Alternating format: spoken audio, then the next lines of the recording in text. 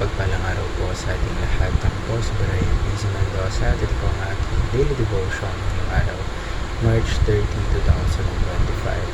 Ngayong araw po ay ating tutuloy ang ating series which is Seminary Edition. Specifically, ang tatungkol natin for today is about Ecclesia.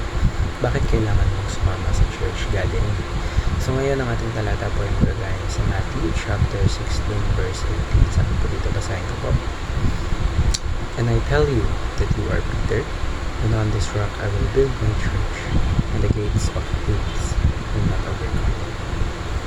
So ngayon po, upang ating mas maunawaan kung ano ibig sabihin ng talatang ito, at upang mas maintindihan natin ang ating devotion, ngayon po tayo po idadako sa ating mga teachings for today. So una po, sabi po dito, basahin ko po, the church is the universal living body of Christ.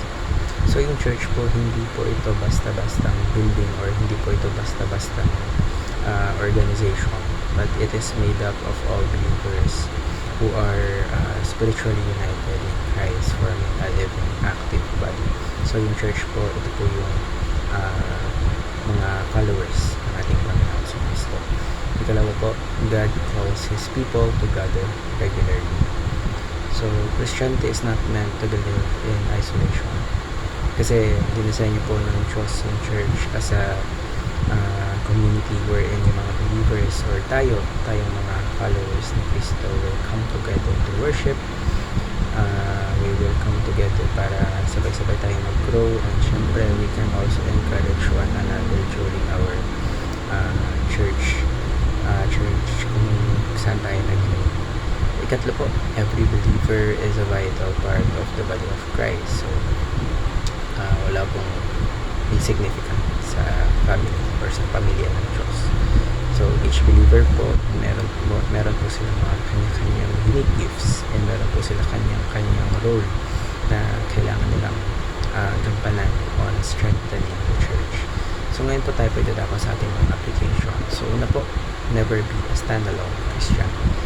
So yung faith po, it is personal, but remember na it is personal but it is not private. So let's stay connected to the body of Christ, which is church. So a spiritual growth happens in community. Ikalawa po, gather regularly in small disciple groups. So bakit ito mahalaga? Kasi beyond Sunday services, dapat meron kang mga ina-attendan na discipleship groups. Kahit maliliit man yan, you can join them kasi through smaller groups, mas nabibuild mo yung relationship mo sa Diyos, mas natututo ka, and habang tumatagal yung faith mo, yung journey mo is mas lumalalim.